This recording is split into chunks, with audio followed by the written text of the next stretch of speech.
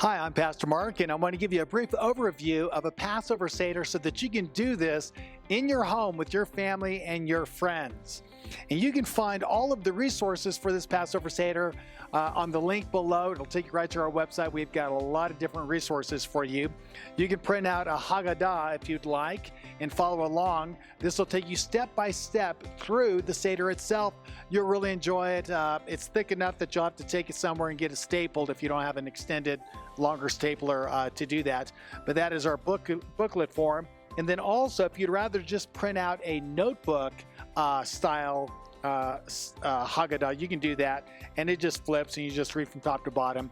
Very convenient for you and whoever's going to be leading with you in your Passover Seder. In addition to that, we have a children's coloring book, activity book. It has all kinds of games in it, pages they can color, charts and graphs and word puzzles. It's amazing. Every one of these related to the telling of the story of Passover at the level that children can really relate to that. So they can kind of do their kind of deal as you go through the Seder itself. They'll really enjoy that.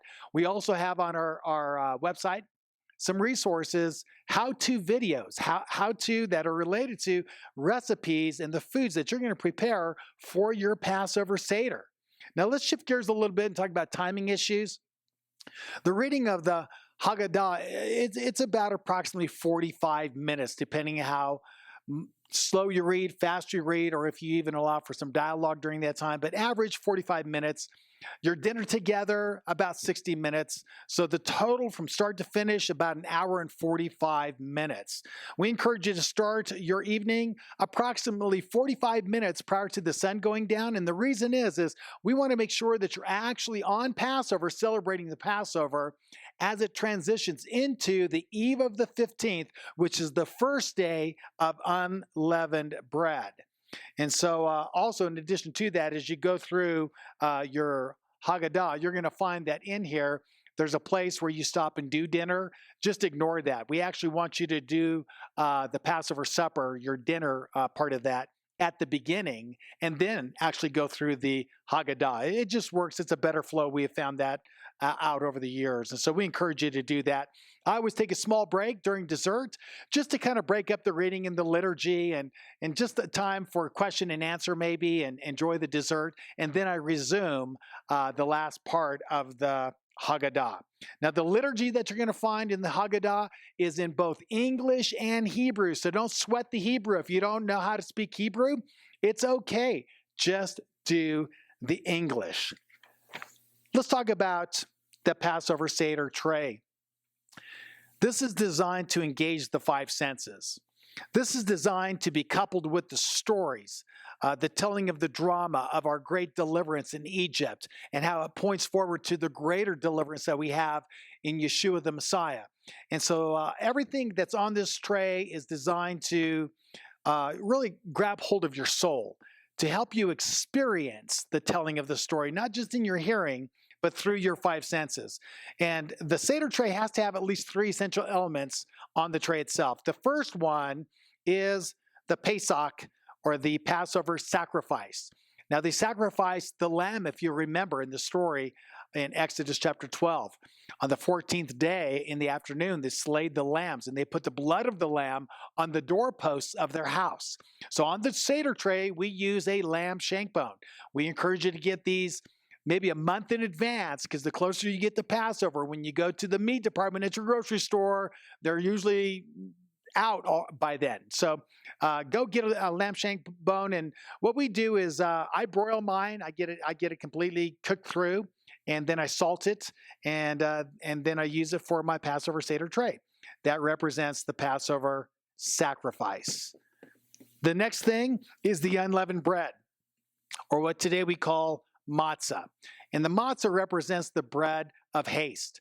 God delivered us, our ancestors, out of Egypt hastily. So this was referred to as the bread of haste. Later, it also represented sinlessness.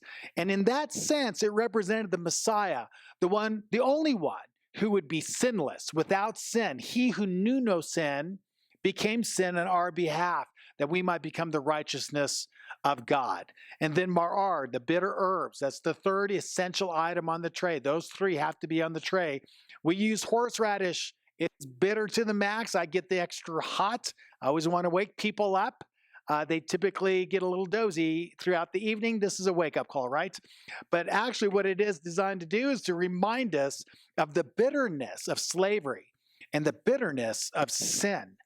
The extra items that we have here are optional, but we always have candles, and we begin the Seder with candles. And the candles, of course, represent the light of God. And Messiah himself, Yeshua HaMashiach, Jesus the Christ, is referred to as the light of the world. And so we light candles to remind us of his presence among us. And then also we have wine, grape juice for the kids, wine for the adults. And wine, of course, symbolizes in the telling of the story 4 different aspects. In fact, we'll drink from 4 different cups that evening.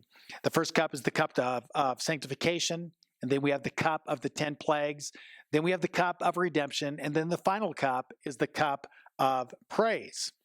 And then also in addition to that, we have parsley. And we just get fresh parsley and break it up. And then we take a sprig of this at a different, at a part in the telling of the story, and we dip it into salt water. We just get a basin of water, and we pour salt in it, make it real salty.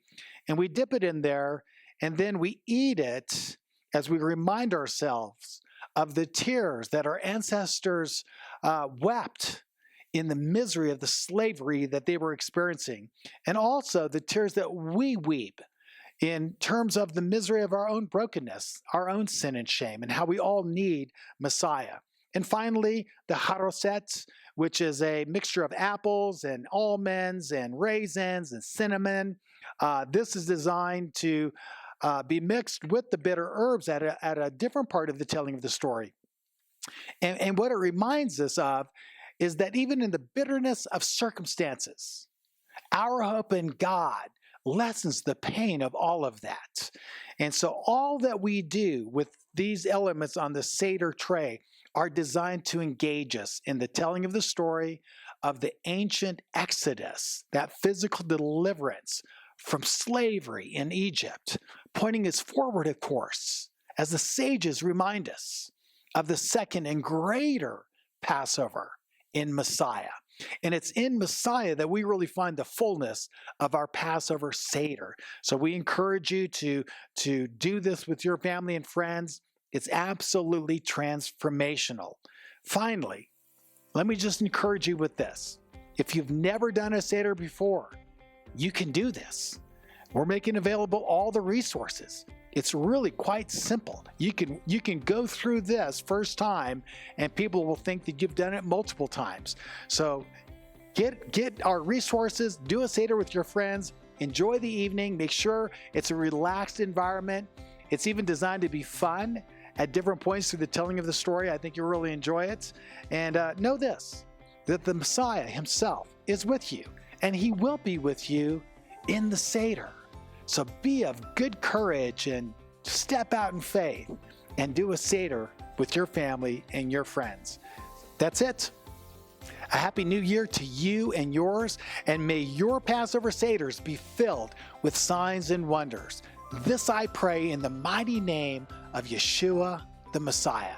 Shalom.